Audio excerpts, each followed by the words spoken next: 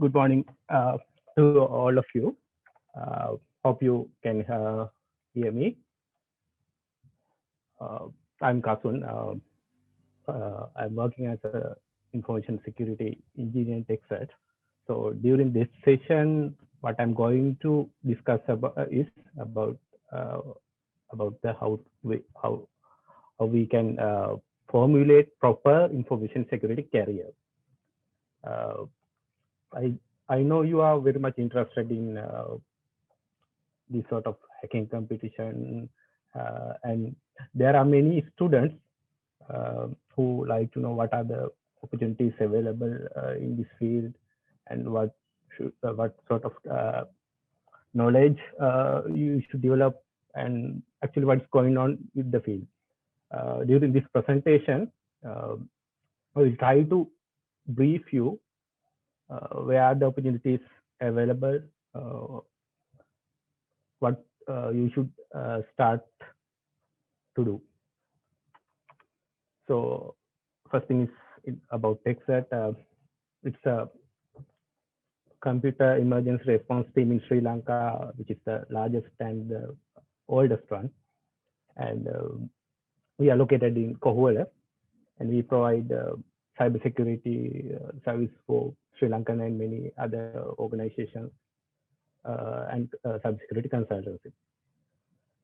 So that's about our organization. So into our agenda. So basically, I will talk about the uh, trends and traditions uh, uh, in cybersecurity, and what are the technologies and innovation. If we have time, I will show some sort of demonstrations uh, and opportunities and what is the way forward. I will not go in a specific order for these 5 points, but I will include uh,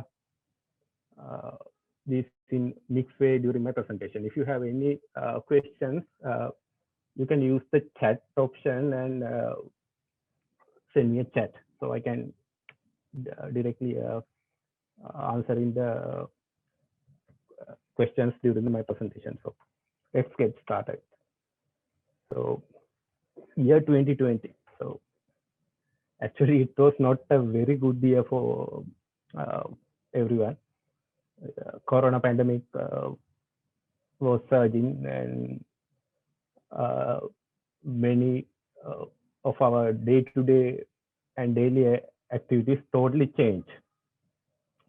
And some set of cyber attacks were also in the sort of rising. So let's get deep into these sort of cyber security attacks in 2020, and uh, let's do some sort of categorization for these things, and then we can find what are the motives, what they want, uh, and further details.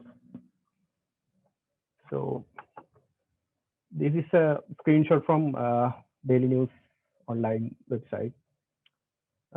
It is telling Sri Lanka Search, uh, another government search organization in Sri Lanka. This investigation and attempted of hacking Sri Lankan website. This was happened in month of May. Uh, Actually, this incident uh, co this came in the same time period where about 10 years ago, where the Sri Lanka got the uh, war winning. So that means the time the LTTE was defeated, the exact day. So during this attack, some of these politically motivated guys try to defeat, attack our Sri Lankan website and deface them. That happens in almost every year in the second week of the month of May. So this is one type of attack. If we go deep into attack, this is a news from December 24th. it is telling, this is from the BBC, set of hackers threaten to leak plastic surgery pictures. That means they are going to leak part of the person look before and after plastic surgery. So actually, that could be a huge impact for the patients, not only the revealing health information, but how they were previously before, because many of people doing this sort of surgery because they do not like the way they look like in real life. But if their previous image was publicly exposed, it would be a huge problem. So in here you can see set of attackers threatening healthcare industry. So this is one thing. The third thing is, I think the previous presentation is also this was some sort of discussed. It is SolarWinds attack. Actually, I worked in this field for about 10 years, more than 10 years. This is the one of the major attacks in this field. For this thing, I will discuss at the end of my presentation. This is something totally different thing. So at the end, I will discuss about this thing without mentioning the involved countries or something like that. So in the first one, first type of attacks, I told that in the month of May, set of Sri Lankan sites were got attacked. But if we go a little bit deep dive into the real statistics, the things shown in media is totally different from the reality. The thing is, there's a site called SoNetch. Typically after cyber attack or website defacement, in most cases website defacement, attackers upload a screenshot of this attack website to this SoNetch, just to brag, just for the bragging right. If you take the numbers, you can see the peak is in the September, 46.lk site. We cannot track the .com sites. We do not know exactly whether it is Sri Lankan or other entities. But for only .lk site, 46 sites were defaced and mentioned in the SoNetch. So media is totally focusing on the coronavirus, on those or possibly in the election. That's the thing. So the 23 figure was the only highlighted one. It may be due to the political background and these sort of thing. But only that thing came out. But if you take the real scenario, that is not the peak, and it is continuing all through the year. So if we take this scale, every 4 to 5 websites get hacked in every week with .lk. So that's the thing. Actually, Sri Lankan Air Force and Defense Ministry have created a special monitoring team to inform the site owners if the site got hacked, because these sort of hacks are used for many other illegal activities.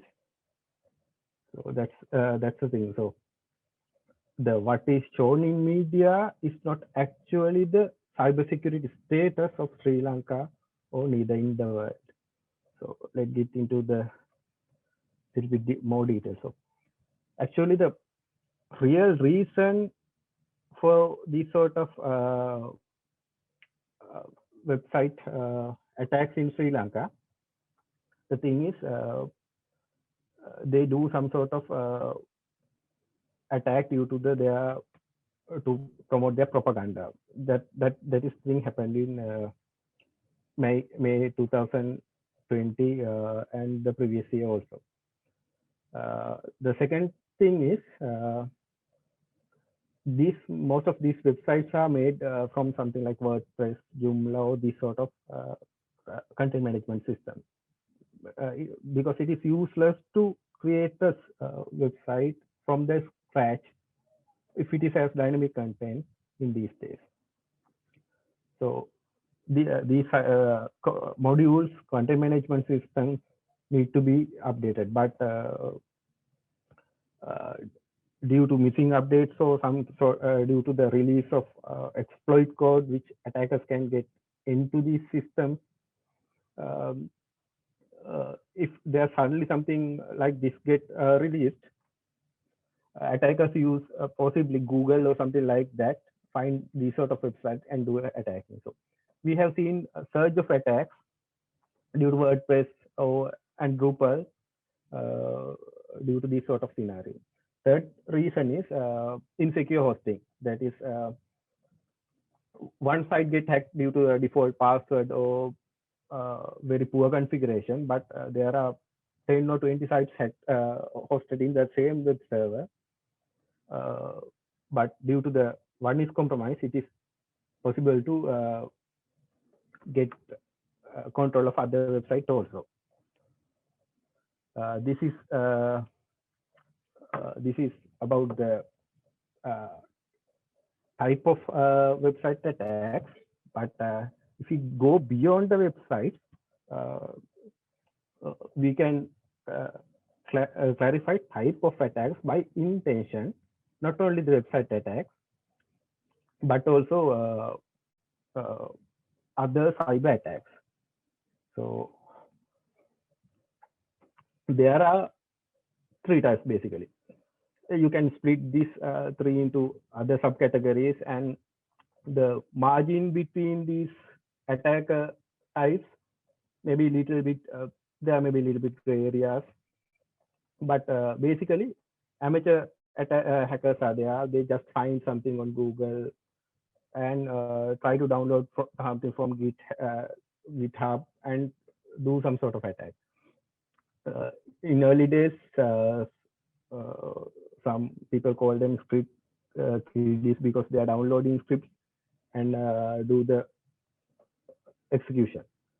And the second and the activities are the people who with a political motivation and something like that doing this sort of hacking attempt.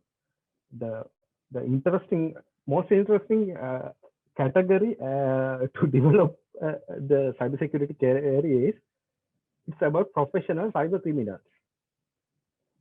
I will get very deep into these things, and at the final, I will talk about the state-sponsored attackers, which is the type 3 attackers, which were behind in the SolarWinds attack. So let's get into the information. So the people you may have heard about the ransomware, the program which encrypt your files and ask for bitcoins to decrypt the things. So if you take this sort of ransomware, there's a supporting infrastructure is running behind that, because you need to store keys, do the communication, do the payment. So single individual cannot do this sort of thing in very easy manner. It's not just a download something and running it. So this sort of ransomware mostly done by the group of cybersecurity criminals, and they are attacking individuals and organizations. And they also do phishing. Phishing means they try to grab usernames and password of people who just using that without a two-factor authentication or something like that. So basically for financial gains, and BEC is business email compromise. It's a very common attack even in Sri Lanka. We get a lot of cases for digital forensic investigations. The thing happened here is some impersonating person sending email to organization and try to get some sort of payment. For example, there appears some sort of supplier and the pending payment is there, and ask to divert the payment and those sort of things. Sometimes this sort of big attack may initiated with an email attack which fished earlier. These things can be changed. And other thing is enterprise data exfiltration. These are another cyber security attacks, because enterprise data has possibly designs and their parent and their secret information about what will going to do in next 5 or 10 years. This information can be very valuable for the enterprises competitors, so they can easily sell these things. It doesn't not even to be an competitor also. For imagine if you take Samsung Galaxy S21, I think it will come in this month 14. So if you know the exact dimensions of this phone, someone can create a good hard cover for this sort of mobile phone. If that person can get it into the market before others, there's a huge financial gain. And for the crypto miners, for in many cases, what we have seen is if a computer gets hacked and an attacker cannot get anything from that, they simply plant a crypto miner, which costs the CPU of the CPU time of the computer. So it may be a small thing for a single computer, but if the attacker got into the computer, firm into thousands of computers, then it will be economical. Other thing is debit card and credit card theft. If you have heard something like mega cards or some sort of thing, actually there are specific hacker groups, cyber criminals, which are expert in these sort of things. They simply hack into the online shops. They plant these sort of script to grab the credit card and other debit card details. Other thing is this DOS and DDoS, basically taking revenge or taking systems down. These are the things. Other than that, these hackers, these professional cyber criminals, offer hacking as a service. So basically,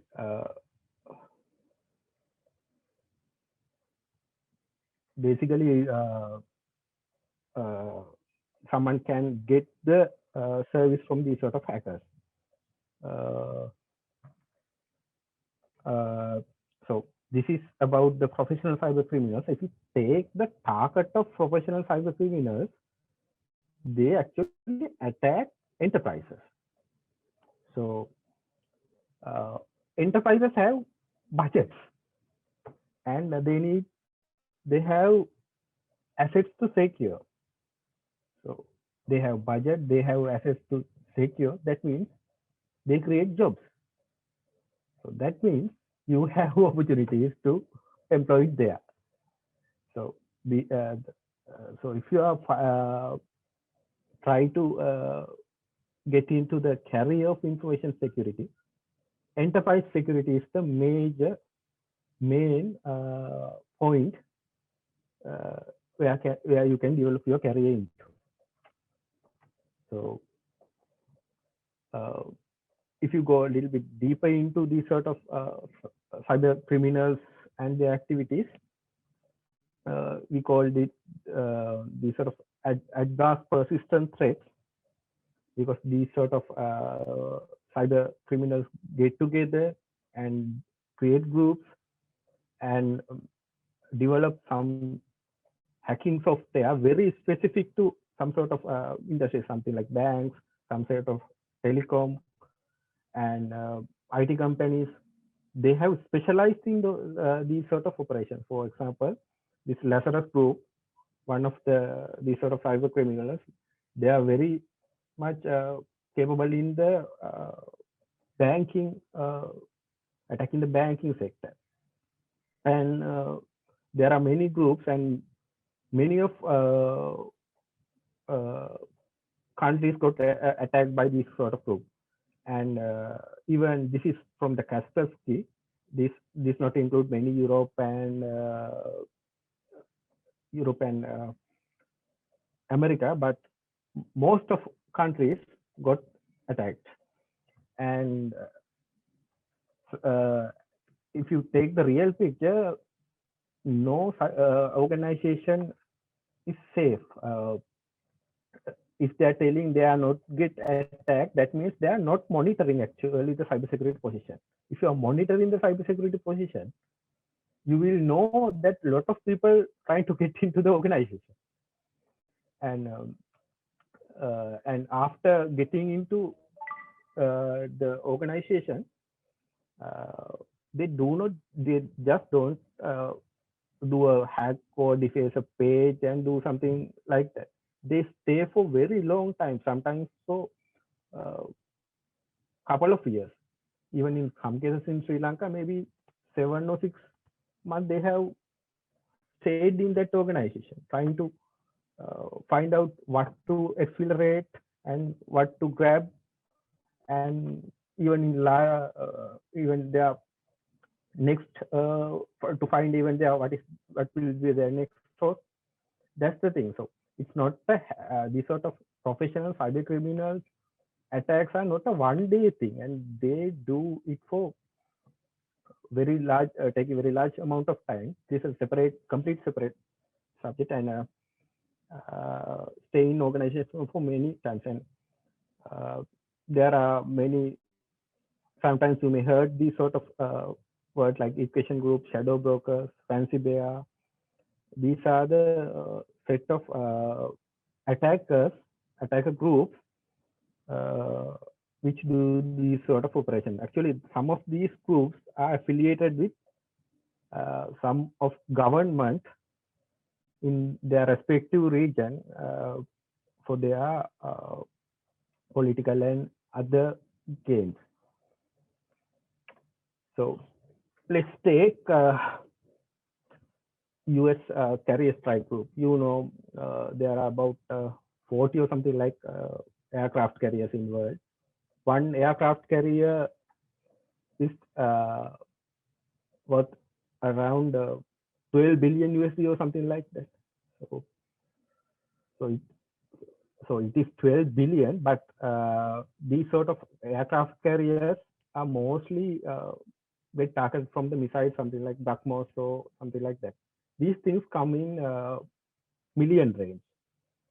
So they have to moving aircraft carrier is not a simple thing. You need to surround it by destroyers, cruisers, UAVs, satellite images, and many other things, even submarines. So you can see the point that defense and the attack is not equal. It is asymmetric.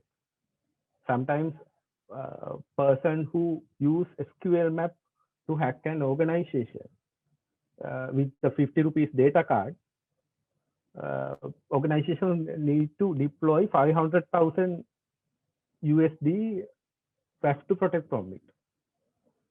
That's the real world scenario. Defense and attack is asymmetric. In most cases, defense costs more. That is the point where the budget is there and jobs are created. So if we get into the cybersecurity domain where you can actually find work, there are a lot of domains you can work into. Hope you can see this diagram because it's a little bit tiny. There's a field called cyber security architecture, security operations, threat intelligence, risk assessment, governance, and education. Actually, most of my works are in the security architecture and risk assessment side. But if you take digital forensics and incident response, it goes with the security operations side. And threat intelligence, little bit hot topic in these days. It's another side. And framework and standard means security compliance. You need to comply. If in some cases you need to comply with PCI, ISO, or something like that. So if you need to get into the cyber security or information security career, you can be a team in any of these fields. Something like if you go into the risk assessment field, you can do a penetration tester, vulnerability assessing person, or something like that. If you go into the governance side, there are some legal positions, and actually the people who conducting audit policies and procedures based on these governance requirements or government compliance requirements, those are in the governance side. And application development, security testing, and data protection and access control, these sort of things are in security architecture side. And the security operation, which is a very good side, because if you go into risk assessment sort of side, what happens is in most cases you have to work as a consultant or specifically with the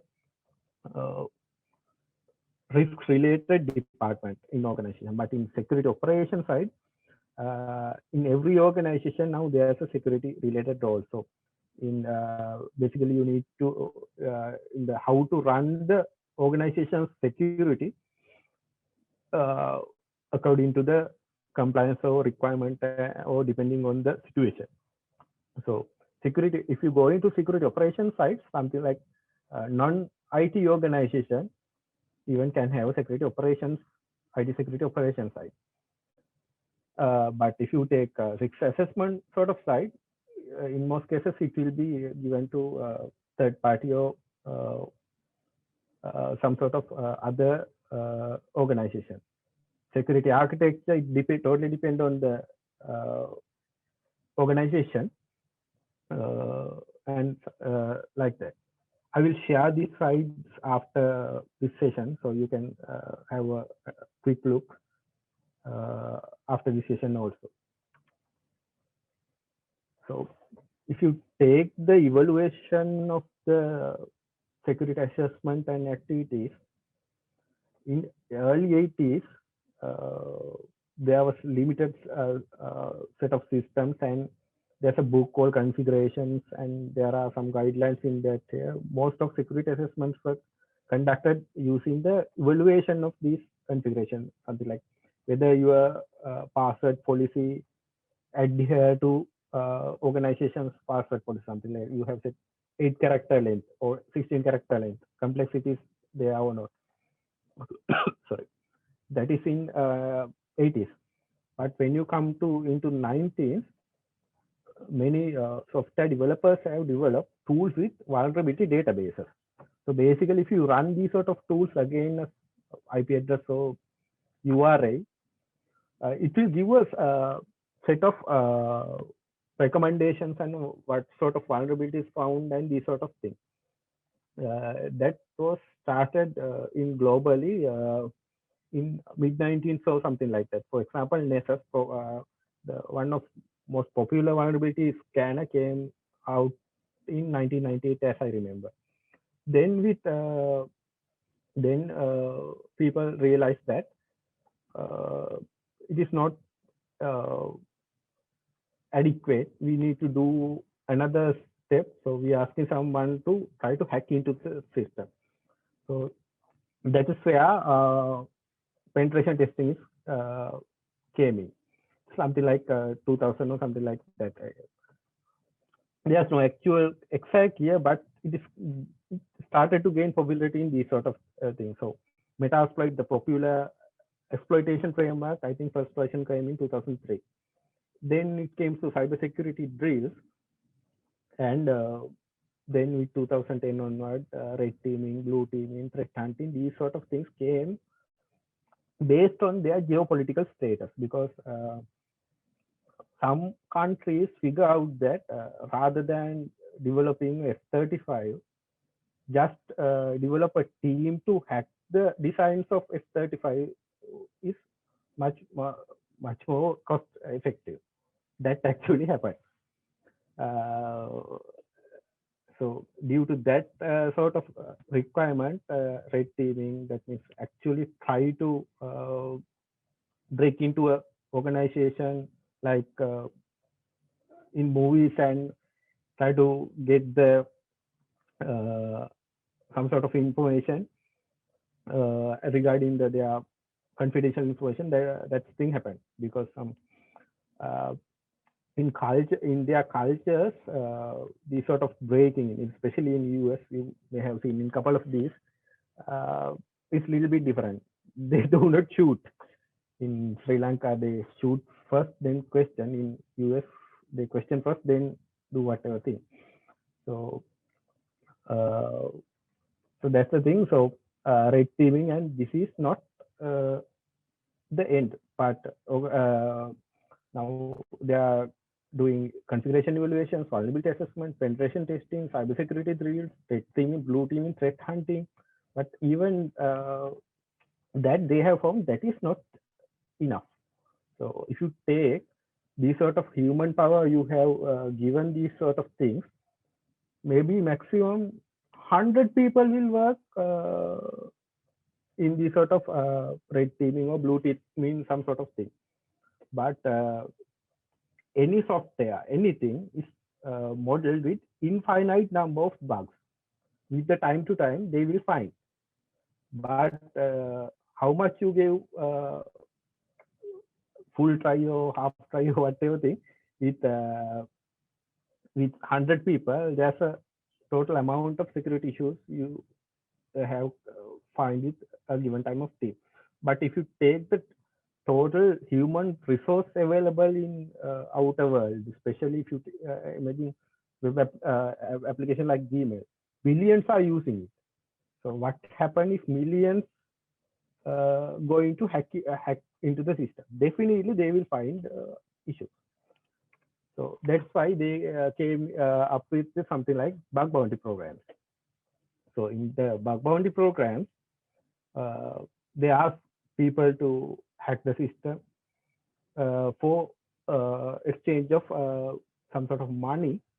If you discover, consider rebel amount of security threat in the software. So basically in this life cycle, they try to people get registered first, and they try to hack in scoped sections of the application, and they report the issue to the organization, not without going into the public hand. And then the organization evaluate these reports and fix it, and the researchers get the bug. That's how it operates. So many organizations, Google, Facebook, and maybe hundreds of organizations have bug bounty, because they have found that doing these all sort of things, it is not enough. So that's the thing. So if you are trying to do a part-time sort of job in information security, bug bounty will be a good place. So actually they pay well, some sort of even for very easy bugs. This is news in May 31st, 2020. Apple has paid 100,000 USD for very simple bug. That is 18.5 million in LKR. If you take the dollar, is 185 rupees. So that is 185 lakhs. Not as very small amount, but take them out. So if you know the thing, so attacker can forge into a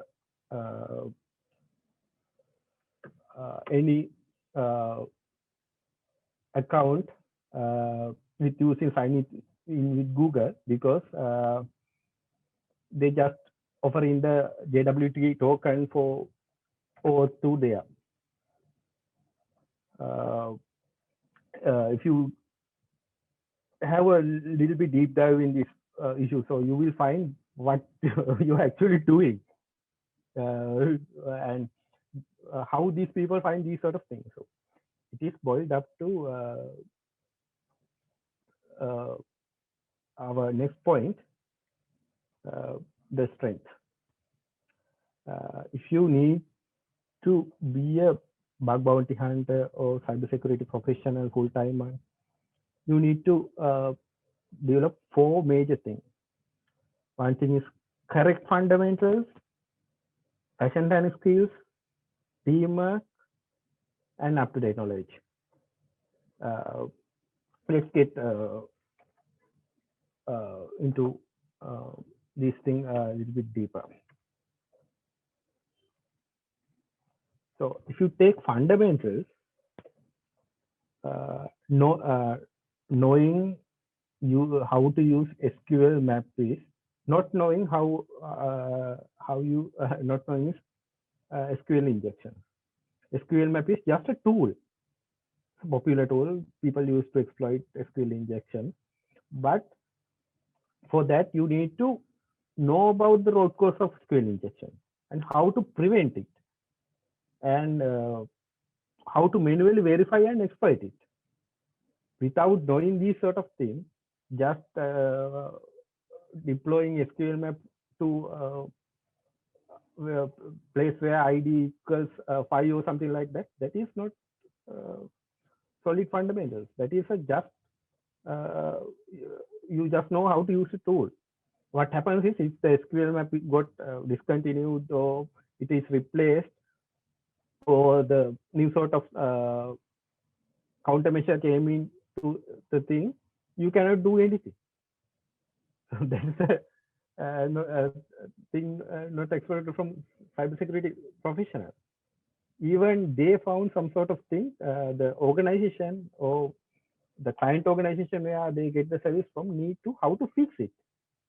Some sort of code line or other sort of methodological approach. That is the thing they need. The other thing is the OAuth2 thing. So the previous Apple bug actually a OAuth2 flow or OAuth2 implementation flow.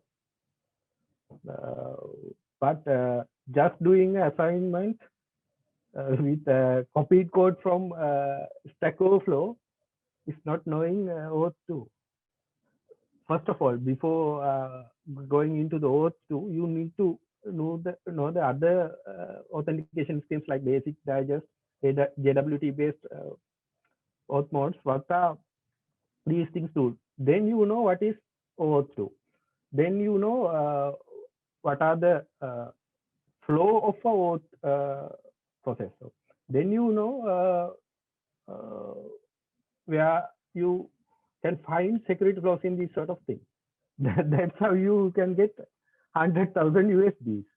So that's the point. So if you just doing assignment will not give you 100,000 USD from Apple, but if you carefully follow the thing, carefully know the implementation, and you know what is actually going on, basically that 100,000 USD may be yours. Other thing is network vulnerability scan.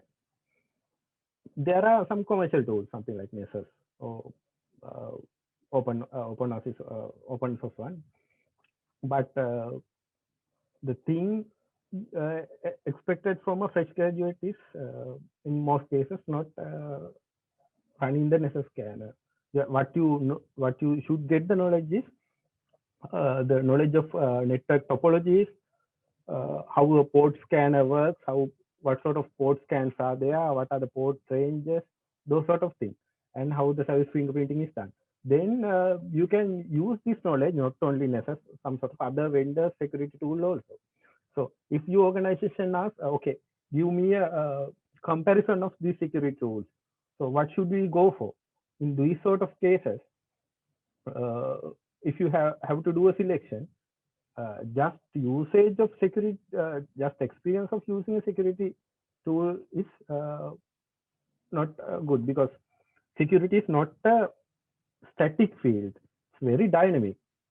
The thing is, penetration testing, just knowing, exploiting uh, eternal blue, not external blue. It should be eternal blue on the Metasploit is not the penetration testing. You basically, in most cases, if you we have seen many people mention that they have experience in penetration testing. In the interviews, we ask, okay, what have you done? Many of them fail to give the explanation of what are the flows of penetration testing, what are the steps of penetration testing. These are actually the uh, available methodologies and technologies. You can easily find. If you put something on your CV, you need to get proper knowledge of these sort of things. So get the fundamentals correct. That's the main thing. The second point is passion and skills, which is a major thing you need to get into the cybersecurity business. The thing is, just having a degree with the name of cybersecurity or cybersecurity subject in it will not make you a cybersecurity professional. So basically, give up if you try to be into cybersecurity just because you have a cybersecurity subject or cybersecurity part in your some sort of subject or specialization or some sort of thing. So first thing, enthusiasm is a must. The knowledge can be given, but not the enthusiasm. And other thing is analytical and diagnosis skills. Uh, for any security thing, in most cases, you will not evaluate same app again and again and again. It's something like new feature, something like new app, or completely different set of setup. And even if you go for bug bounty, you need some sort of very good level of analytical and diagnosis skills, and you have to very good in work, well in under pressure, very common in industry, and always think out of box and continuously learn, and and you should have very good patience and persistence. You should develop these things. And the most important thing is teamwork. It's even how much better or best you can do in the cybersecurity. If you are not a teamwork member, it's useless, because the input you give to others. So in most cases, you should be a teamwork in an organization. And if you are going into the consultancy in cybersecurity, in many projects, they are big, most are big projects. Couple of people will include it, and you will have to only play a small role. So if no teamwork, nothing can be done. So teamwork is one of major things you need to focus on. Other thing is, do not do these sort of resume engineering. Well, it's better you can include your creative writing. These guys just have changed a tire in their office vehicle. This is how they put into that CV. I will read only the last one. Mobilized asset to repair a defective and critical transport device in a safe and effective manner while minimizing the downtime. So that's the way they have put things into CV, but during they may get a small chance of getting into the interview, but from the first interview, these people will get out if you do not put real experience in your CVs. Put the real things, the things you have done. So up-to-date knowledge. So let's have a little bit trivia time. First question, there are a couple of questions. I will show the answers since we are crunching the time. The four questions are: what is the protocol used for web server and web browser communication? What is the most used web server and web browser communication protocol versions? What are the version of the question one? What are the ports used for web server and web browser communication basically? And what's the ports used in DNS resolving during the web browsing? So the answer to this question, I'll show you next slide. You can create answers in your mind, and I will show you your knowledge is updated or not. So let's get into the answers. So you can see that your knowledge is legacy or modern with these sort of answers. We use HTTP for web server, web browser communication, and there are four protocols basically now. 1.0, the earliest one, 1.1 came in mid 90s and something like that, and 2.0, which is the one Google first created, and now 3.0. So basically, in early days, web servers use port 80 TCP and 443 TCP, but in modern day, it is 443 TCP and 443 UDP. And the DNS, now web browsers use DNS over HTTPS, that is 443 TCP, and DNS over TLS, which is 853. So basically not 53 anymore. These things arise with the requirement of performance and the privacy issues. For example, they went to 443 UDP because to reduce the round trip time of handshaking and sort of performance required in the thing. Because if you take Google if you take HTTP 1.1, it creates something like 6 or 7 workers to get the content. So if you load web page, these 6 workers will try to get the content fetched to your web browser. When the one of this worker gets free, this worker will assign to get another part of the web server. So it's like secreted processor.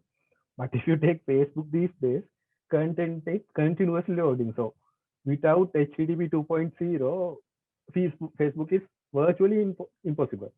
In HTTP 2.0, they create streams for that thing.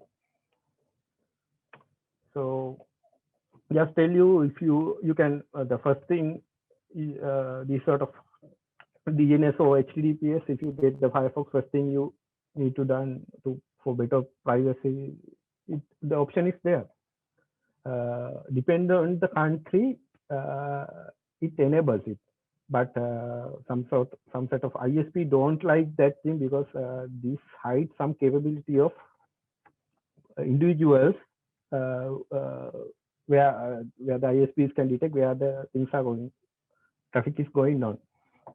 So if you have DNS or HTTPS and ESNI enabled, ESNI is only supporting Firefox, there's much more privacy. But after enabling the HTTP 3 in about config go Chrome flags in Chrome or Firefox, you will get HTTP that is traffic is going on 443 UDP.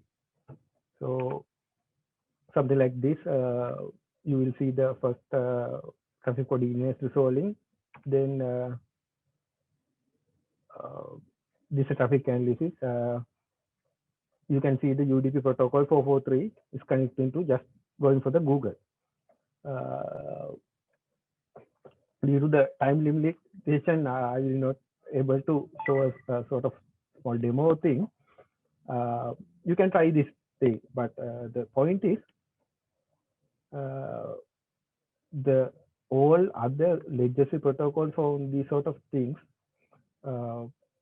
Actually, the many people looking after those sort of things and try to find out a lot of bugs, and you may not have much chance to find a good bug bounty in those sort of software. But if you take these sort of new technologies, there may be place you can find. For example, still many of our people do not use OAuth2. So that's the people do not know about OAuth2. That's why that Indian person has found that 100,000 bug bounty. That's the thing. So get up to date. So the last thing this about the state-sponsored attacks. So in about 2010 or something like that, malware attacked Iranian nuclear facilities, which is specifically designed to find the programmable logic controllers which are delivered to that Iranian nuclear facility. In that attack, there was one step which includes they have to break into the Taiwan organization to get the private key of signature verification program in a driver. So it was done by state. I don't like to state the names, but so it is very much targeted. Actually, these things are not internet connected. They have bypassed the air gap. That means it's nothing for state-sponsored attack to bypass air gap. The result is Iranian nuclear program spent 5 years or more than that time back. So basically, they could not make enough uranium enrichment for bomb or whatever their political agenda. The other thing is Eternal Blue. One set of state-sponsored attackers tool set is exposed by another set of state-sponsored attackers.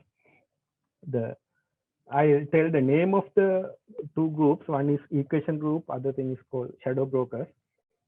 Tools belongs to the Equation Group and revealed by the Shadow Brokers.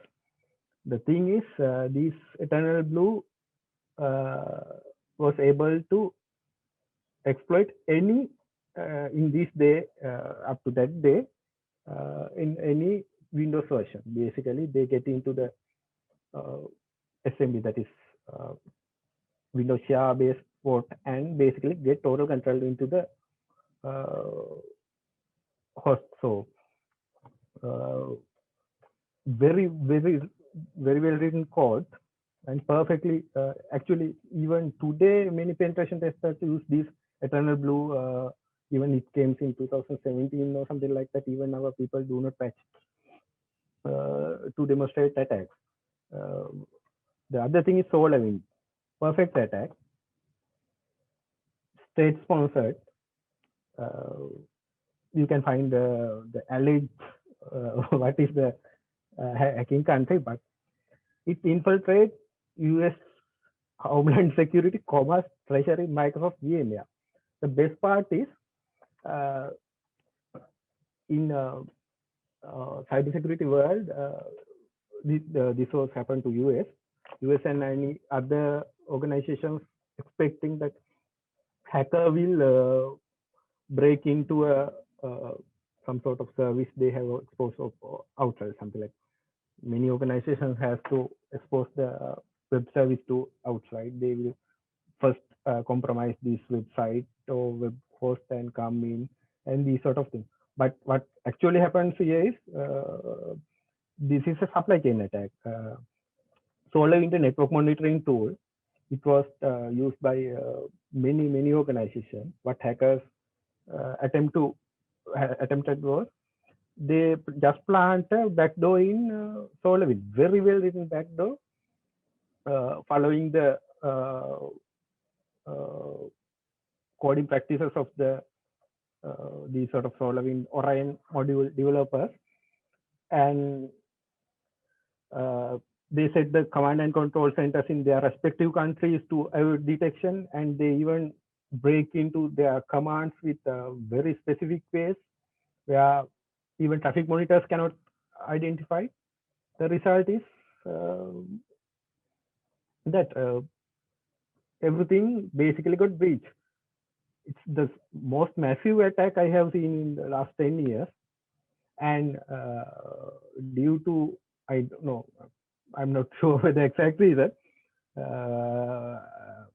due to the reputational damage they got, they don't talk this even in media. Complete sophisticated attack, very sophisticated.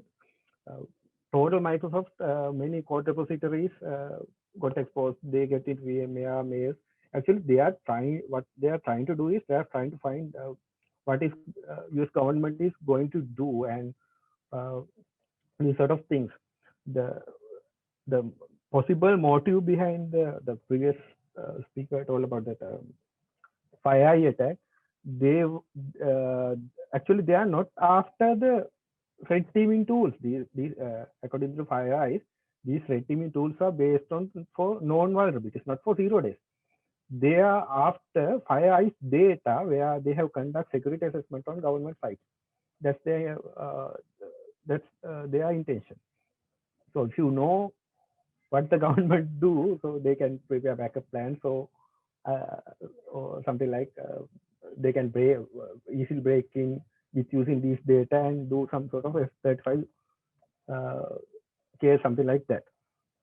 So that's it. So if you can find out these sort of state-sponsored attacks. So I can tell one thing. So enterprise security and these sort of state-sponsored attackers are staying on two separate planes. These sort of sophisticated state-sponsored attacker can break in many enterprise-level security organizations without any hesitation. Its estimation is 1 hour. If because this government has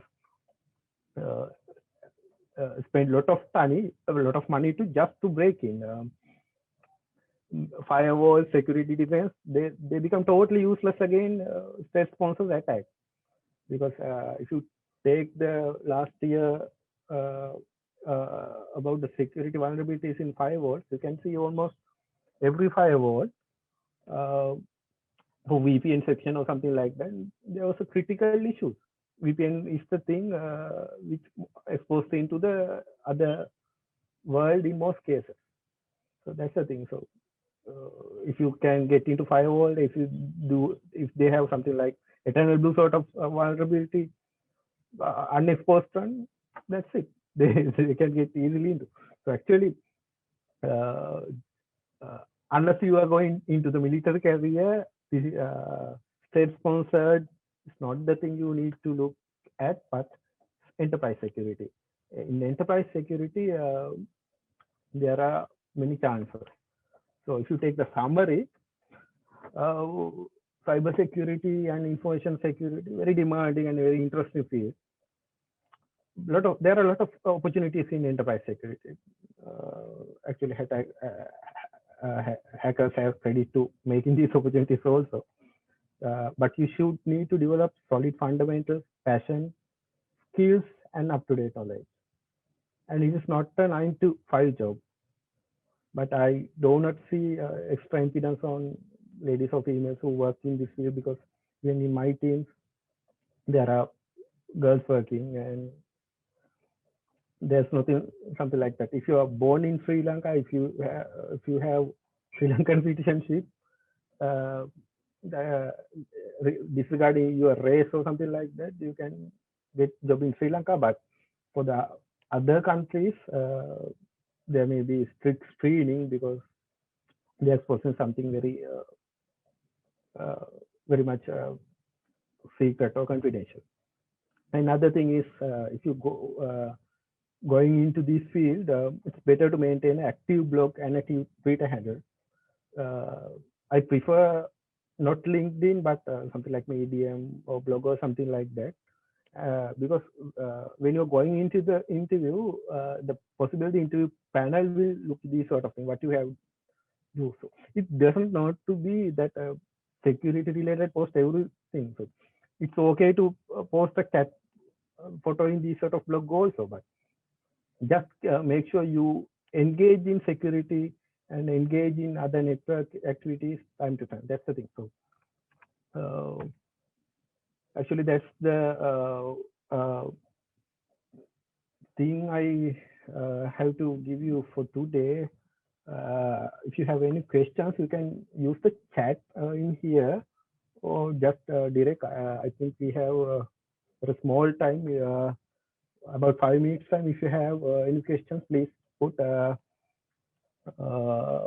can answer.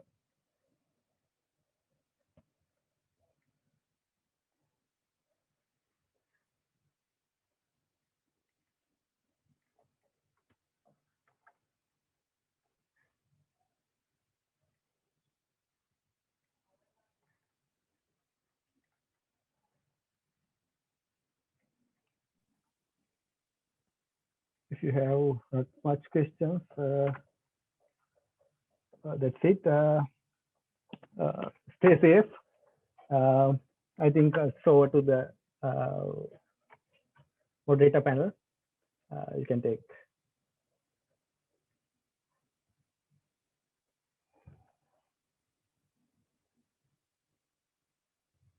If you have any questions, I will stay around a couple of minutes more. I will able to answer in chat. Thank you, Mr. Kasun Chaturanga, for that valuable session. Before we move on to our next session, if anybody has any questions, please raise your hand right now or send a direct message on the chat so that we could give you the opportunity to get your doubts clarified.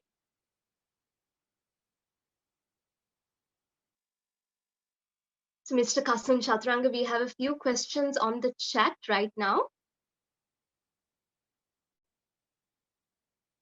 So I'll read out the first question. Do you think Sri Lanka military is secure when it comes to cybersecurity?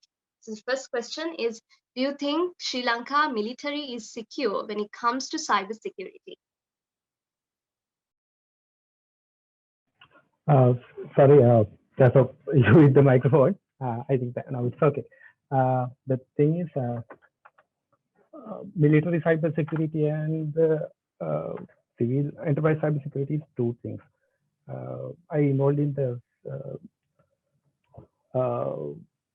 enterprise cybersecurity, not in the military cybersecurity thing. So military related things, which mostly not come into the civil related things. So, but in other countries, we have heard that directly related some sort of attacker groups and APT groups are directly related to their countries. But in Sri Lanka, there are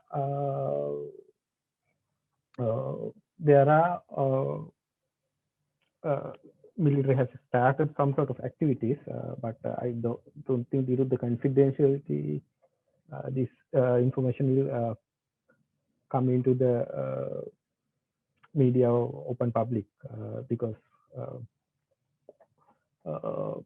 it's highly confidential. But what I have seen that in past is the notorious this sort of cyber security attacking teams, which have not attacking teams, defense team or sort of thing.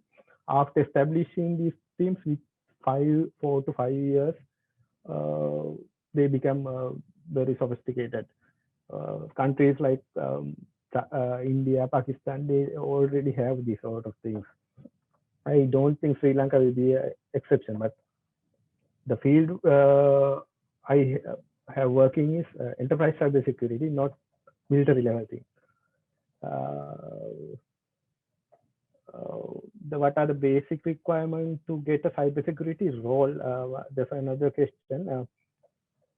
For answering that thing, if you have a bachelor, if you are just passing out, if you are have a good bachelor degree and related to with cybersecurity subject, you may have a chance, but the degree is not the thing you need to get into the cybersecurity field, it's better if you have a couple of certifications. But your knowledge, your willingness, your enthusiasm, and what you have done, those are the key points. Because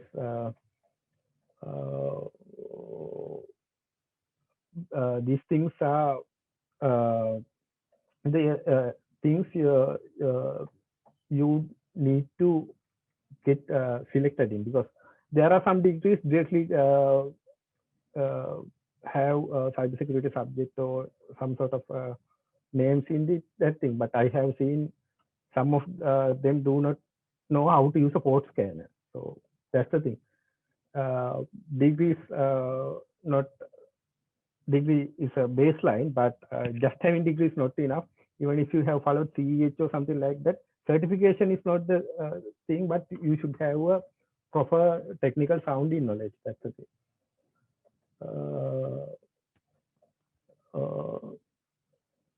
So basically, one certification and the degree will be entry level qualification, but this all depend on how you build up.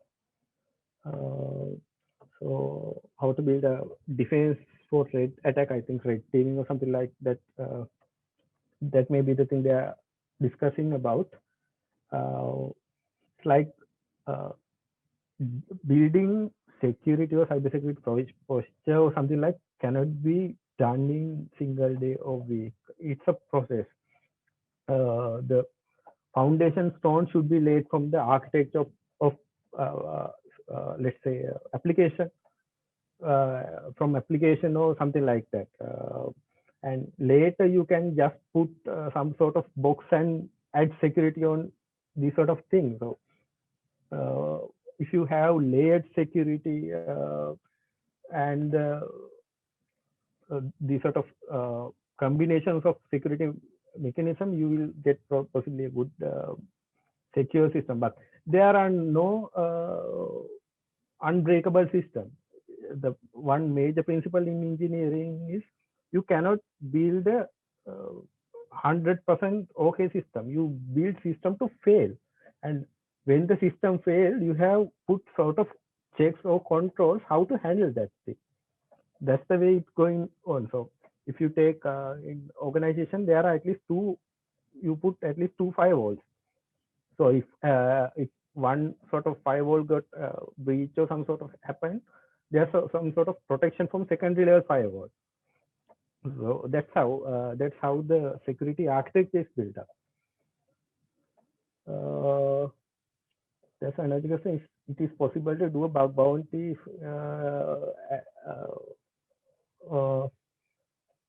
bug bounty as a full-time in Sri Lanka. Actually, there are Indians doing this. The bug, if you talk about the bug bounty hunters, many of them are Indians, even from whole world. So I don't think we cannot get into the position where we can do it full-time, but it's all depend on your capabilities, dedication, or something like that. I have seen many people do it in part-time. I personally don't do with the workload I have, but it's not we can do another thing. ESNI and DNS or HTTPS. ESNI is basically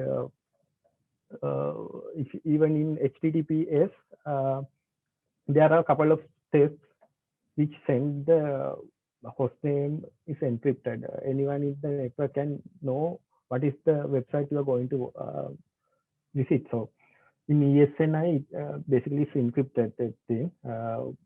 You can just Google and find how it's only available on for now in Firefox, how to enable ESNI. Basically go to about config and find give a search to ESNI, just enable it. And DNS over HTTPS, basically without using the DNS infrastructure which is available on system, it basically use HTTPS code for DNS resolving. That's where the DNS or HTTPS. Actually, these things are very good for the personal level of privacy, but in the corporate, it will be a little bit problematic because in the corporate environment, the monitoring is required. Okay, I think that's it. There are no other questions. I'll hang on in chat about 30 minutes, something like that. Just I'll answer in the chat for if there's any question. I think the organizers have a little bit trouble with the timeline. So it's over to you again, Jayanti.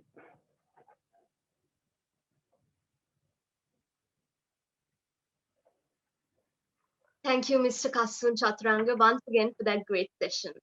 I would like to take this opportunity to thank TechCert for joining with us as a knowledge partner for ICS Hack the World.